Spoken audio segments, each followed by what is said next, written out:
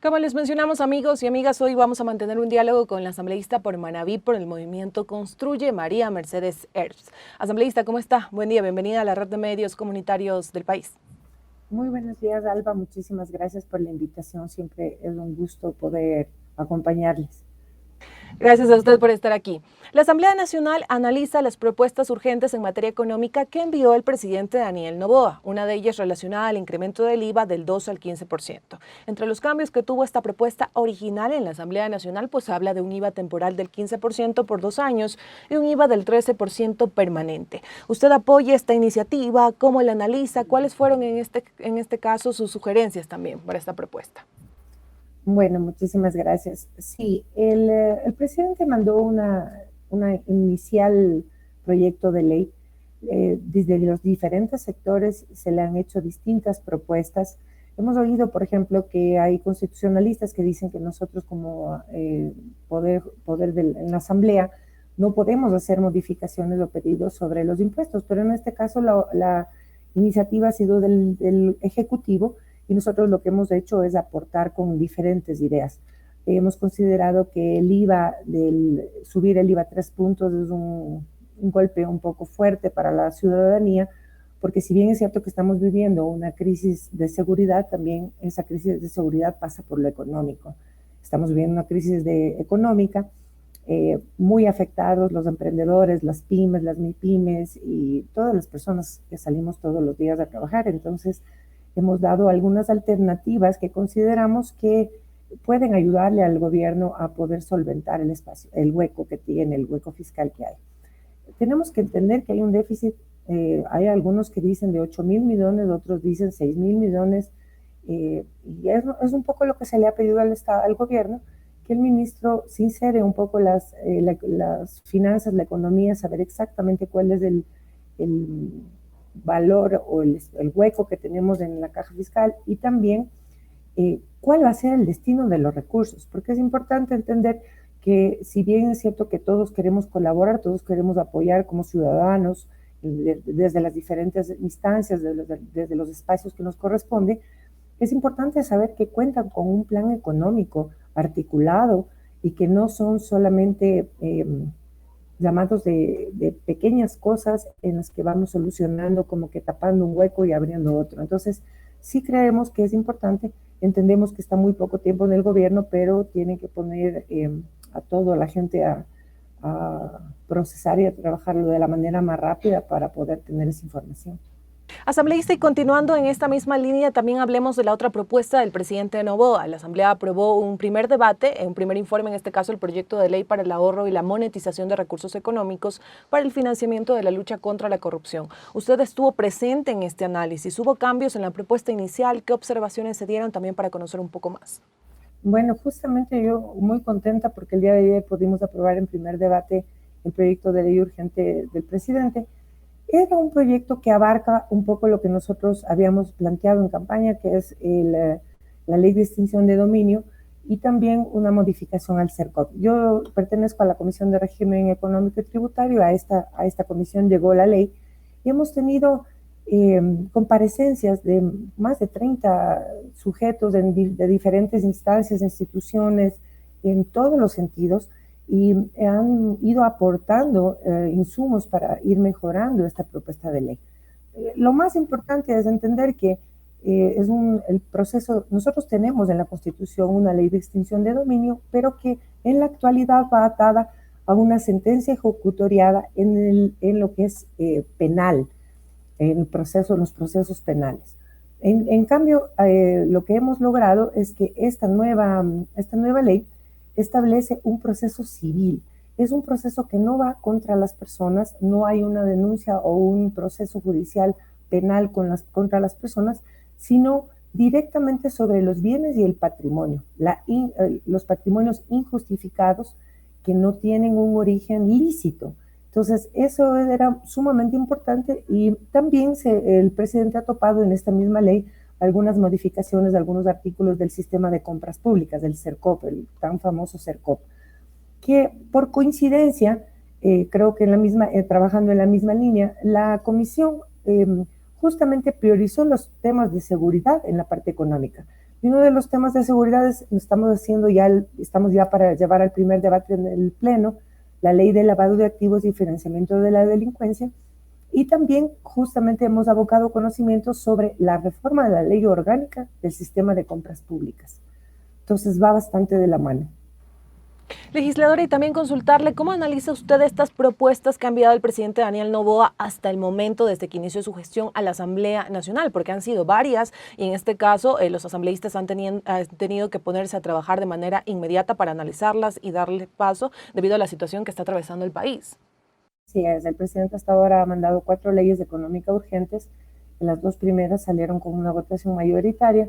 Creo que todos en la Asamblea estamos en una disposición desde todas las bancadas de trabajar y de ser propositivos. ¿En qué sentido? En que podemos estar no de acuerdo en 100% de los textos que se envían, pero hemos hecho sugerencias y cambios, y desde la ciudadanía, desde las instituciones, se ha pedido justamente aportar para que podamos tener insumos suficientes como para sacar leyes interesantes que sirvan para el país. Hemos visto la apertura en ese sentido del gobierno, tengo que decirlo, las observaciones que se le han enviado, no en su 100%, pero en gran mayoría han sido aceptadas en las diferentes propuestas de ley económicas, y bueno, por eso hemos estado trabajando intensamente, aparte de, por supuesto, las iniciativas que cada uno tenemos dentro de nuestras comisiones y también dentro de nuestros territorios. Y también consultarles, habla de acuerdos entre el Ejecutivo y Legislativo. Algunos expertos señalaban que en este caso la firmeza de los pactos de las bancadas se verían sobre la marcha. ¿Considera que estos temas que se tratan en la Asamblea Nacional podrían hacer cambios en estos acuerdos y en estos pactos tan fuertes que se iniciaron al inicio de la nueva, que en este caso trascendieron al inicio de la nueva Asamblea Nacional? Creo que es importante entender que la Asamblea tiene momentos, y cada uno de los momentos hay acuerdos distintos. A mí no me gusta hablar de la palabra pacto porque suena a que hay algo por debajo de la mesa. Pues quienes hayan tenido pactos con el gobierno pues tendrán que responder sobre eso.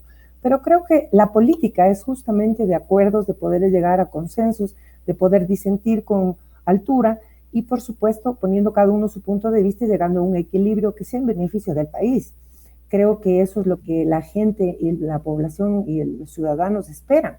Nosotros no podemos ser una oposición acérrima porque sí, sino una oposición propositiva en el sentido de poder colaborar y aportar con opciones o opiniones distintas y poder llegar a acuerdos. Así como los acuerdos o los pactos de los dos grupos que estén siempre a favor, también, o sea, se tiene que llegar a acuerdos, y justamente los diálogos sirven para eso. Eso es la política, y creo que estamos llamados en unidad del país, en la situación que estamos viviendo, a poder bajar los niveles de violencia, de intensidad, e incluso en el trato, en el diálogo, para poder encontrar un camino que esté acorde tanto para el Ejecutivo como para el Legislativo, pero fundamentalmente al servicio de la gente. A quienes se integran a la red Corape, estamos en una entrevista con María Mercedes Herbst. Ella es asambleísta por Manabí, por el movimiento Construye. Y también consultarle, ministros como el de Economía, Transporte y Gobierno han tenido que comparecer a la Asamblea Nacional por diferentes temas. ¿Cómo analiza usted este control político que se viene haciendo?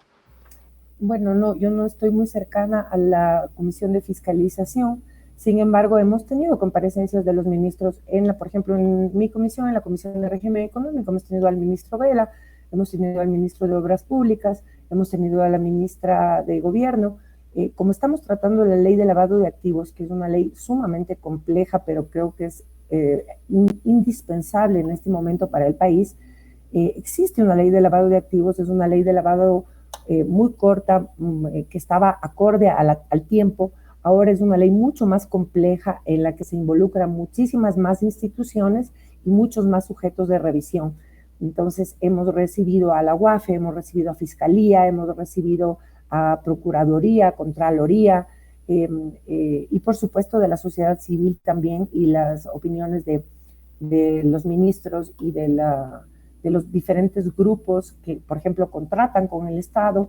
Entonces, lo que hemos tratado es ir recogiendo la información de un sector y del otro sector, de los sectores intervinientes en las contrataciones, por ejemplo, públicas, y que nos puedan permitir sacar adelante algo que sea un consenso y algo que nos permita evitar ser más transparentes y evitar corrupción, evitar contubernios, evitar justamente esos pactos a los que usted se refería.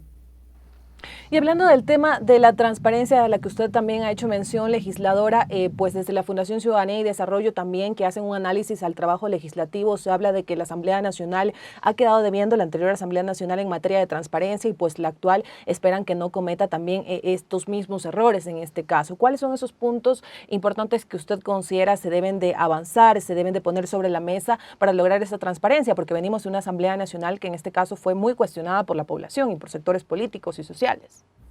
Justamente creo que eso es lo que hemos estado dando muestras. La asamblea anterior fue muy criticada porque no tuvo la altura y la madurez suficiente como para poder ser positivos, construir una agenda. Nosotros creo que las experiencias sirven para poder mejorar, para poder crecer.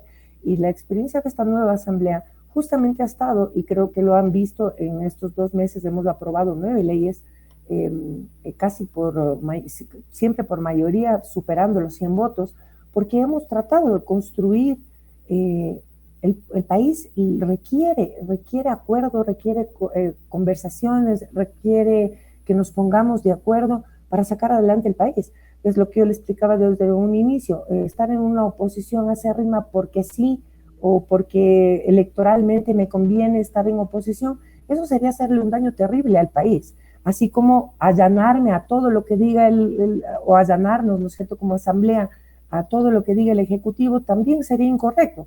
Lo que nos han elegido para ser la voz de la gente, y esa voz de la gente tiene que ser contundente, pero tiene que ser con propuestas, tiene que ser, no estamos de acuerdo con esto, pero les damos esta otra opción, ¿qué les parece esto? O sea, como hacemos cada uno en nuestras casas, como hacemos cada uno en nuestros trabajos, lo tenemos que hacer por el bien del país. Y también consultarle, usted ha hecho mención a las leyes aprobadas, que si bien es cierto son algunos temas importantes que se habían dejado pendientes, como por ejemplo la ley de salud mental que estuvo casi represada unos 10 años, pero también se habla de temas que la Asamblea Nacional debe darle continuidad, como por ejemplo el Código de la Niñez. ¿Cuáles son esos temas que están sobre la mesa para ustedes avanzar y no dejarlos ahí represados? Bueno, hay un montón de leyes que están tramitándose en las diferentes comisiones. Lo que sí le puedo asegurar es que esta asamblea está trabajando intensamente, tanto en las comisiones como en el pleno. Y estamos justamente tratando de evacuar un montón de temas y de leyes que eran importantísimos para el país. Como usted se refiere, la ley de salud mental, luego de haber pasado una pandemia, nos hemos dado cuenta que era una prioridad para el país el poder tener política de salud para la gente que está sufriendo el problema que se agudizó y que se profundizó con la pandemia y que se ha profundizado con los niveles económicos, déficit económicos que tenemos, la crisis económica, la crisis de violencia que estamos viviendo. Entonces era sumamente importante.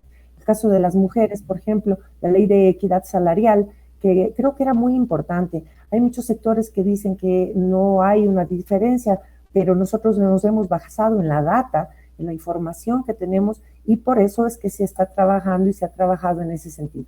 En el caso del Código de la Niñez, tengo entendido que la Comisión de Niñez y Adolescencia, el COPINA, está trabajando en una reforma integral del Código de la Niñez y Adolescencia. Legisladora, y ya en la parte final, y sin no despedirme en esta entrevista y saber un poco más acerca de su agenda de trabajo, ¿cuáles son esos puntos en los que trabaja María Mercedes Hertz para en este caso llevarlos a la Asamblea Nacional y tratarlos? Bueno, específicamente en lo que es la Comisión de Régimen Económico, las 2 leyes sumamente importantes, que es una nueva ley orgánica de lavado de activos y financiamiento de la delincuencia, muy acorde a lo que nos está sucediendo en el país. La segunda es una reforma a la ley, una reforma integral a la ley orgánica de contratación pública, el CERCOP, que hemos visto que hay muchísimo problema, hay mucha corrupción y necesitamos precautelar los recursos del Estado con buenas obras y buenos contratos. Y a título personal nosotros estamos pidiendo una modificación a la ley de recursos hídricos, porque mi provincia tiene un déficit hídrico muy grave. No estoy hablando de agua potable, estoy hablando de agua en general. Entonces, nosotros hemos tenido ya varias mesas de trabajo con los diferentes sectores. Yo pertenezco al Distrito Sur, a la zona sur de Manabí, que abarca 10 cantones, y nosotros tenemos un grave problema con 4 cantones de la zona centro-sur, Paján, Olmedo, 24 de Mayo y Santana, que tienen un grave déficit de agua. Y entonces estamos trabajando en esa modificación. Puerto López también tiene un grave déficit de agua.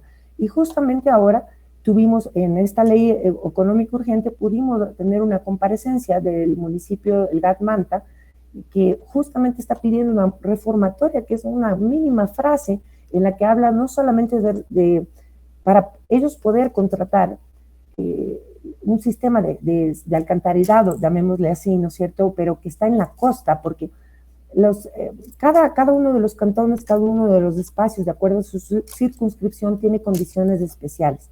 Entonces ellos han pedido una modificación pequeña en la que se hable de saneamiento ambiental para nosotros poder hacer un tratamiento de las aguas hervidas, las aguas negras, que eso es lo que le pasa a la mayoría de los cantones que estamos cerca del mar y que no tenemos fuentes hídricas cercanas. Entonces, estamos tratando de trabajar comprometidos con el territorio y tratando de levantar y de sacar adelante los proyectos que conversamos con ellos cuando estuvimos en campaña, cuando estuvimos conversando con ellos, caminando y recorriendo. Perfecto, legisladora, interesante también conocer de esa iniciativa. Yo también soy de Manabí, en este caso de la zona sur de la provincia, así que esperamos tenerla en otra oportunidad para continuar hablando acerca de estos temas. Con muchísimo gusto, es una parte que me apasiona porque amo mucho mi provincia. Yo también compartimos ese sentimiento. Legisladora, muchísimas gracias por estar para los medios comunitarios de Corape. Nos vamos a una pequeña pausa. Sigan en sintonía de este espacio que tenemos varios detalles informativos para compartirles.